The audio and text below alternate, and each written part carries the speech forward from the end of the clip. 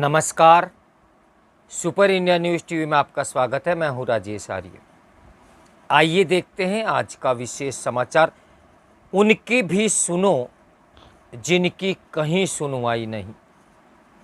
SC/ST आरक्षण में उपवर्गीकरण लागू करने की मांग करने वालों की अनदेखी उचित नहीं।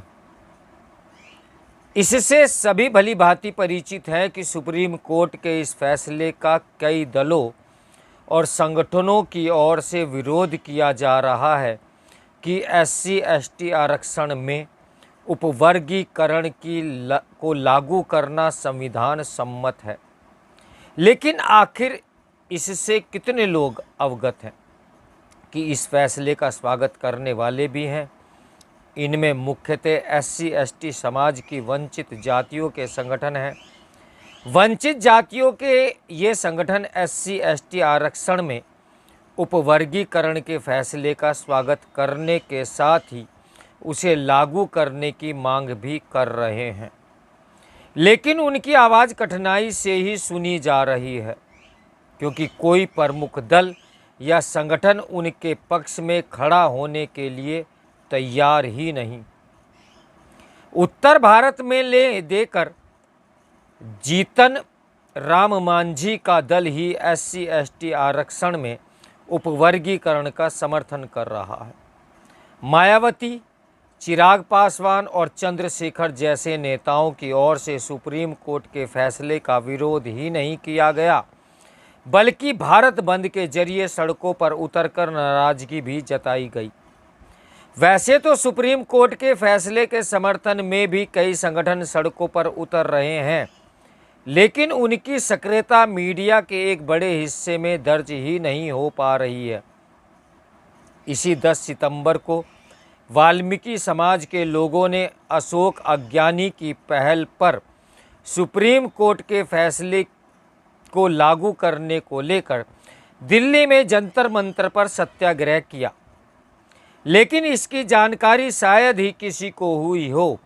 इसी तरह झालावाड़ में राजस्थान समग्र भील वर्ग ने SC/ST आरक्षण में उपवर्गीकरण लागू करने की मांग को लेकर अरविंद भील के संयोजन में एक बड़ा जुलूस निकाला। इसमें करीब 25,000 लोग शामिल हुए, लेकिन वह स्थानीय मीडिया में ही दर्ज होकर रह गया। यही स्थिति अन्य अनेक शहरों में हुए आयोजनों को लेकर रही। SC/ST समाज को कि वंचित जातियों के छोटे बड़े संगठन ऐसे आयोजन अब भी कर रहे हैं, लेकिन उनकी ओर न तो जनता का ध्यान जा रहा है और न ही सरकारों का। सुप्रीम कोर्ट के फैसले के बाद जो राजनीतिक दल पहले कभी SC/ST आरक्षण में उपवर्गीकरण का समर्थन किया करते थे, उन्होंने या तो चुप्पी साध ली है या फिर अपने रुख की स्पष्ट करने से इनकार कर रहे हैं। कांग्रेस कह रही है कि इस पर हम मंत्रणा कर रहे हैं, जबकि सुप्रीम कोर्ट का फैसला आने के बाद तेलंगाना के कांग्रेसी मुख्यमंत्री ने उसका स्वागत किया था। इस फैसले का स्वागत करने वालों में आंध्र प्रदेश के मुख्यमंत्री चंद्रबाबू नायडू और बिहार के मुख्यमंत्री नीतीश कुमार भी हैं, लेकिन चिराग पासवान इस फैसले के विरोध में उतर आए हैं। एक दो क्षेत्रीय दलों को छोड़कर अधिकांश क्षेत्रीय एवं राष्ट्रीय दल इस फैसले का विरोध कर रहे हैं या मौन धारण किए हुए हैं। विरोध करने वाले ये तर्क दे रहे हैं कि सुप्रीम कोर्ट का फैसला SC/ST समाज की एकता अखंडता खत्म करने वाला है। आखिर ये कैसी एकता है जिसमें SC/ST समाज के हितों की चिंता करने वाले ही यह देखने को तैयार नहीं कि उनके बीच आरक्षण के लाभ से वंचित जातियां भी हैं। इन दोनों वर्गों को वंचित जातियों के कई संगठन SC/ST आरक्षण में क्रीमी लेयर की व्यवस्था लागू करने के पक्षधर हैं, लेकिन ऐसा होने के आसार कम ही हैं, क्योंकि एक तो सुप्रीम कोर्ट ने इसकी आवश्यकता भर जताई और दूसरे राजनीतिक कारणों से कोई भी और यहाँ तक कि केंद्र सरकार भी इस पर अमल करने को तैयार नहीं। अधिकांश दल यह कहते हुए इसके विरोध में आ गए कि संविधान में क्रीमी लेयर के बारे में कुछ नहीं कहा गया है। यदि ऐसा है तो ओबीसी आरक्षण में क्रीमी लेयर लागू कैसे है?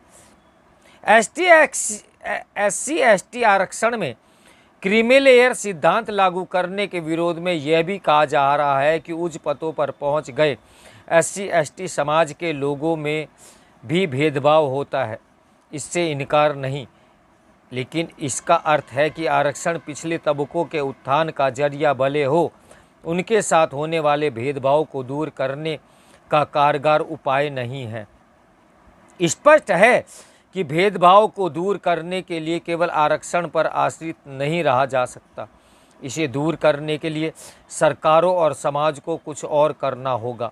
इसके लिए एससी एसटी समाज की अपेक्षाकृत समर्थ जातियां और इस समाज के हितों की बातें करने वालों को भी सक्रिय होना होगा, क्योंकि ये एक सच्चाई है कि एससी एसटी समाज की वंचित जातियों से इन वर्गों की वे जातियां भी दूरी बनाकर रखती हैं जिनकी सामाजिक आर्थिक स्थिति अपेक्षाकृत बेहतर है और जो राजनीतिक रूप से भी प्रभावी है। इसका एक प्रमाण यह है कि जब एससी एसटी समुदाय की वंचित जातियों के संगठन आरक्षण में उपवर्गीकरण लागू करने पर बल देने के लिए अपने कार्यक्रमों में ज़्यादा से ज़्यादा संख्या में लोगों के आने की अपील कर रहे थे, तो सुप्रीम कोर्ट के फैसले का विरोध करने वाले दलों और संगठन के समर्थक एक्स, फेसबुक आदि प्लेटफॉर्म पर उन पर तंज कस रहे थे और उन्हें इनका या तो उनका एजेंट बता रहे थे। विडंबना तो ये देखिए यह है कि एससी एसटी आरक्षण में उपवर्गीकरण के फैसले का विरोध करने वाले वे भी हैं जो ये नारा लगाते हैं कि जिसकी जितनी संख्या भारी उसकी उतनी हिस्सेदारी। भले ही ऐसे लोग एससी एसटी वर्ग की एकता की कितनी भी दुहाई दें, सच तो यह है कि इन दोनों वर्गों में अनेक ऐसी जातियां हैं जो आरक्षण के लाभ से वंचित हैं या फिर जिन्हें आरक्षण का न के बराबर लाभ मिल रहा है।